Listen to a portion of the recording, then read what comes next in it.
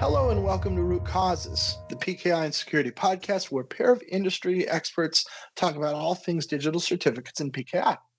I'm Tim Callan, Chief Experience Officer at Sectigo, and I'm here with Jason Sirocco, Senior Fellow at Sectigo. How are you doing today, Jason? Doing great, Tim. Very glad to be here with a guest. I am very excited to have our guest today. Today we have an Alexandre, I'm going to massacre this, so I might have you say it. With Dr. Alexandre Giron, you're an associate professor from, say the name of your institution for me. Federal University of Technology, Paraná. There you go.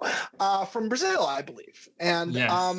in particular, I think what we're talking about today is you have been involved in the update of the ACME protocol for PQC compliance. Is that correct? Yeah, I am an independent contributor for the ACME working group. I'm not exactly part of the group, but I submit some proposals for the ACME protocol using PQC. Yes. And you're closely watching it and are able to talk to us about it today. Perfect. Thank you. Super exciting. This is a very exciting topic for us. We talk about ACME a lot. We're big fans of ACME on this podcast. We talk about PQC a lot. We are big boosters of PQC as a critical thing that the industry has to embrace and adjust for. And PQC compatible ACME clearly is a requirement. So maybe with that, you could sort of give us a baseline for what's going on in this regard. Where are we today? What's happening? Okay, I'll just give you some context before. When I started doing my PhD, we were focusing on the practical use of PQC, and I like to say that ACME is a friend of TLS for the PQC migration. And we collaborated with the Technology Innovation Institute in Abu Dhabi, United Arab Emirates, in order to benchmark PQC in network protocols. Then we saw ACME, we saw the importance of ACME, and then we started looking at how PQC would behave using the ACME protocol. And what did you find? Okay, do you want the bad news or the good news first? Let's start with the good news. Good news, okay. So we benchmarked different algorithms. We benchmarked hybrids as well. We want to look at a practical environment. So you know that ACME depends on TLS to establish connections between the parties. So we want to do a post-quantum TLS, ACME using post-quantum TLS so they can communicate securely, and then using ACME to issue certificates using post-quantum cryptography. And then we see that from the client's perspective, we did not observe any performance drawbacks for issuing a post-quantum certificate, a hybrid certificate, or a traditional certificate when compared. All right. Well, that's great. Yeah. What we did observe is that from looking at the server side, I believe you are interested in the server side as well. When we using PQC, we know that we increase communication costs in terms of bytes. And if you compare elliptic curves with the lithium, for instance, we observe a 6.8 times increase in byte costs, in transmission costs, so to speak. And then in the server side, we observe some impacts when looking at when we perform a load test in the server CA, an ACME server receiving connections from using post-quantum cryptography. So we observe some reduction in the number of successful requests being handled by the server. Okay. Is there something to be done about that? Well, I think that at the end of the day, this is an availability problem. So I don't think that is exactly bad news because we can always use an additional link or additional infrastructure so we can keep at the same level. And so I don't think that, and this is good news because we can start migrating early because we don't expect much of performance drawbacks when looking at the overall picture. All right. So this performance hit, how is this going to manifest itself in terms of practical terms? Is availability going to go down? What'll really happen? Like if I'm running infrastructure and I'm trying to use ACME, what do I see? How does it affect me? I think that the most important thing is that we want to handle the same number of clients that you were handling before the migration, I think.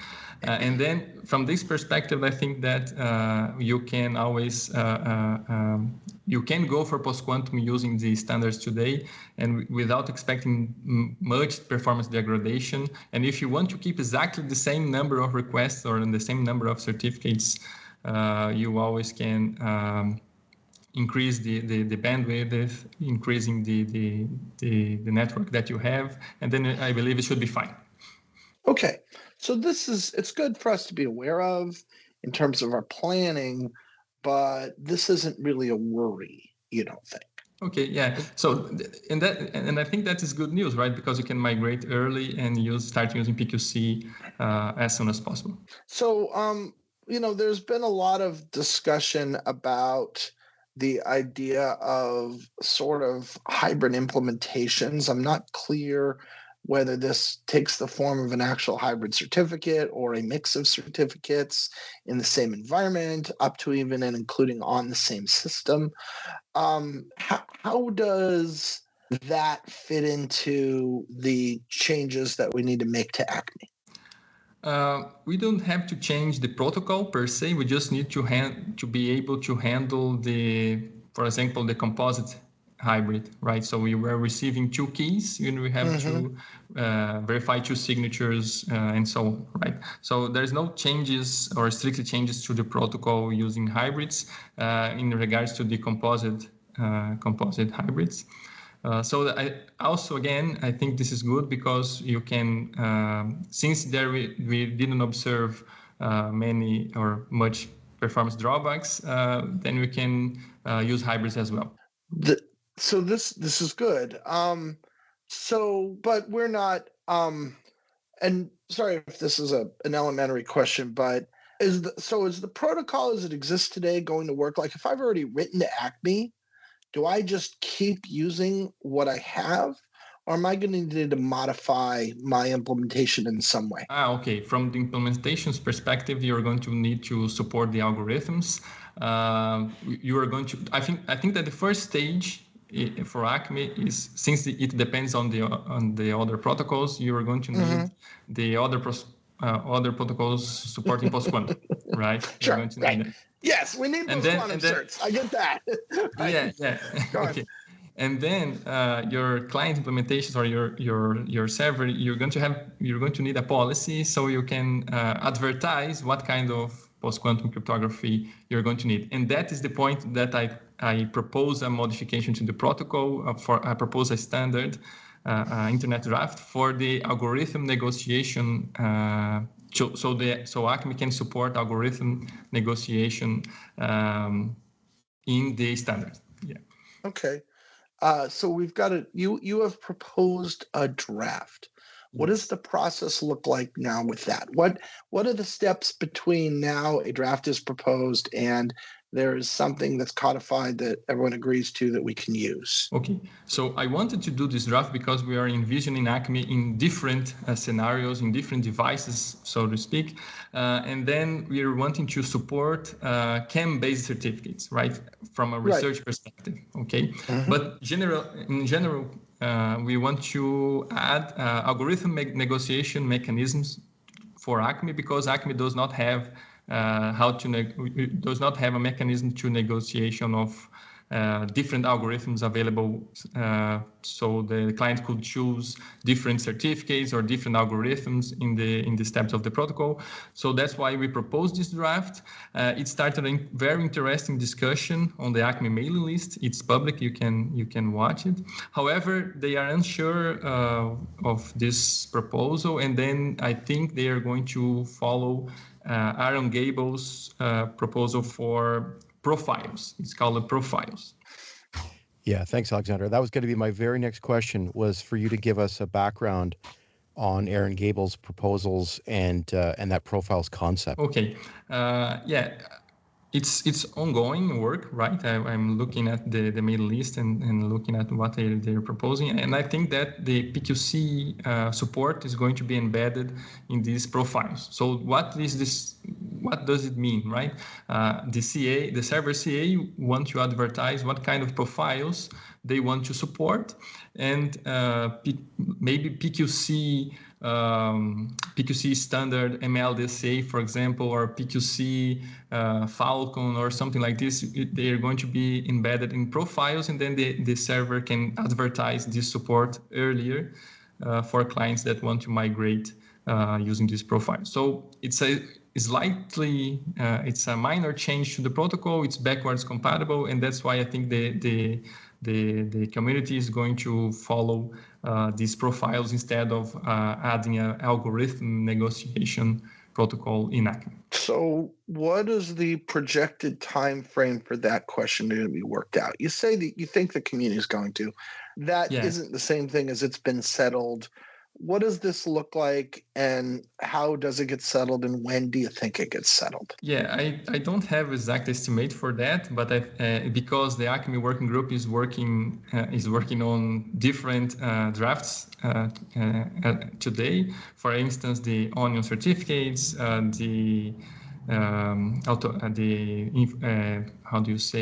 renewal information. There are other drafts that the ACME working group is focusing right now. So I think the profiles is the next one. So, but I don't have an estimate. I think that's fair, and I don't want to put you on the spot, but like, is that this year? I don't think so. Looking at the yeah. Okay. That's I'm just trying to get us into a ballpark. So you think end of 2025, you would not expect that to be handled yet? Yeah, no, looking at the history of the other drafts, I think they take some time, right? And I think they focus also being on the post-quantum confidentiality.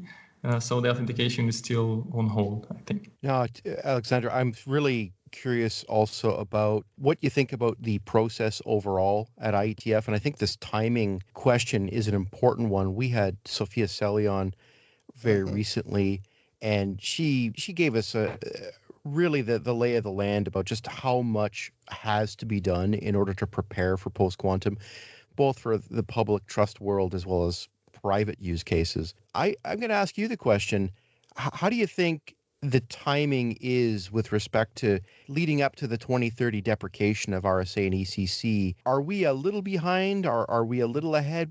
Just help us to understand what your take is in terms of where we're at. Yeah, I know that's a lot of work for them, but I think that we should be starting earlier because, as I said, I consider ACME as a friend of TLS, right? So if you don't have an ACME capable of provisioning certificates to the servers, it's going to delay the adoption, right? I think this is this should be a priority for the standard specification because, again, I understand that there's a lot of work and it's not simple because ACME depends on different protocols and different standards such as the JWS, JSON Web Signatures, and so on. It's a lot of work to be done, but I think that it should be enabling post-quantum authentication earlier so we can understand the impact and we can start using it as soon as possible. Yeah, that's exactly the answer I was looking for. Yeah, go ahead, Tim. Yeah, that's what I was going to kind of ask about, or sort of opine about and get your opinion on is if we have PQC compatible certs ready to go, but we don't have ACME yet ready for PQC, then pragmatically speaking, for a huge number of implementations, we actually don't have PQC certs ready to go, right? Yeah. For a lot of implementations, there isn't another viable alternative, period. And so do you foresee potentially a situation where that occurs? In practice, I think yes, but I don't have an example, right? But let's look about ChemTLS, right? ChemTLS is a modification to TLS proposed by Tom Wiggers, Peter Schwab, and Douglas Tabila, and they use a key encapsulation mechanism for the TLS connections, right? So one of the reasons that we cannot adopt ChemTLS right now is because ACME doesn't support CHEM-based certificates currently. And that's why I want to propose that kind of feature also in ACME, so that if people want to use ChemTLS, we would need somebody to provision that kind of certificate to the server, and that's why we would need an ACME capable of issuing CAM-based certificate. So this might be an example of slower adoption if ACME doesn't support the algorithm or the specification. And that could be decoupled from the digital signature, right? Like, for instance, we could move to a CAM TLS prior to having the full signature support. Is that correct? Technically, I think not, because what is a CAM-based certificate, right? A CAM-based certificate is a way to authenticate connections for a TLS server using a CAM, right? Not a signature, using a CAM. Mm-hmm. But the certificate must be signed by an authority, so the signatures are still there, right? CAM-TLS is just a minor. I don't like to say minor because it's a huge change, but it's only one part of the PKI, right? It's only one part of the infrastructure. So okay, you are using CAM to authenticate the handshake, but you're still going to need signatures for the certificate chains, for the certificate authorities, and so on. I would say, let's back up to talk about how this is important for the audience. I think that a lot of people who might be listening in might not fully understand that the large signature problem is what we're trying to get around here, Alexandre, right? And the problem is the fact that if you think about today, how it works, certificates are issued based off of the CSR, the current CSR process, certificate signing request. And a certificate authority essentially is using their digital signature to sign that CSR. And that's the basis for how everything works. The problem, of course, with these new cryptographic algorithms that are quantum resistant is that they have such large signature sizes. And therefore, we're talking about, upwards of 4 times or more at best right now. We had Dustin Moody talking about the search for smaller signature sizes in the future, but I doubt we're going to get a lot more efficient in the next year or two, or even by 2030.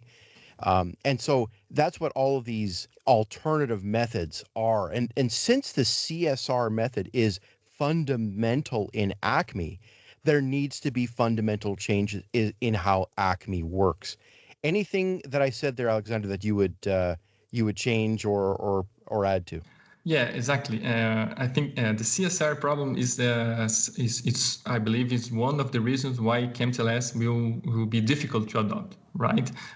Although there are some proposals available, and my proposal is one of them, I think this requires a change to the protocol and requires a change to the clients, and so this is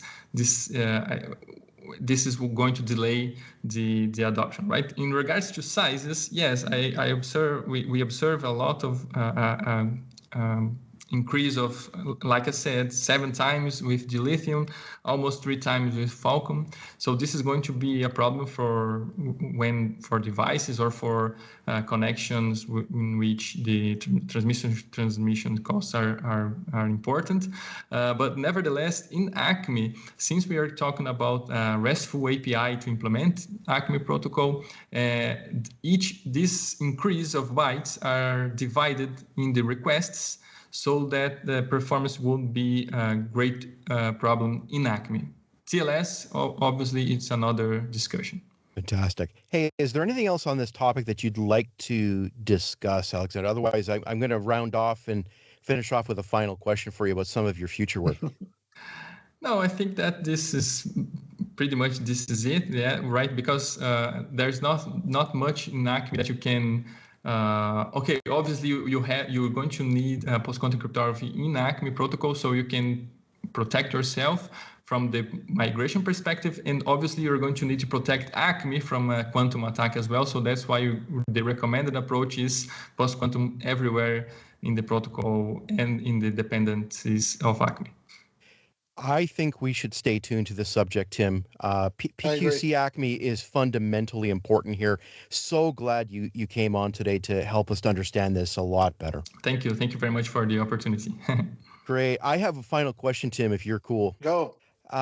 So my next question is, you are involved with some really interesting work. I think that you've got such a bright future ahead of you in your research, and not the least of which is post-quantum with respect to blockchain. Can you give us a few words on that? Thank you for your compliments. Yes, recently I started a project financed by the Brazilian National Research Network. We're wanting to see if we can improve performance of blockchains by using the new algorithms from the on-ramp process. It's still early work as of now. But I think it's going to be important, and I'm motivated to work on it because Brazil is looking to build, how do I say, a national observatory for blockchain technology. Blockchain is going to be adopted in some scenarios in Brazil, e-government services and digital degree certificates.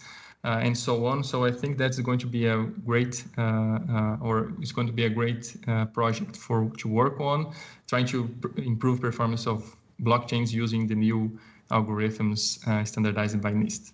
That's really interesting stuff. That's something we need to track as well, because that is interesting. Okay. Yeah, we'll have you back. Anyway, Tim, that's good. Alexandre, thank you so much. This has been. I've had a million questions about ACME and PQC, and I feel like I'm better grounded than I was a half hour ago. I appreciate it very much. Jason, always a pleasure. And this has been Root Causes.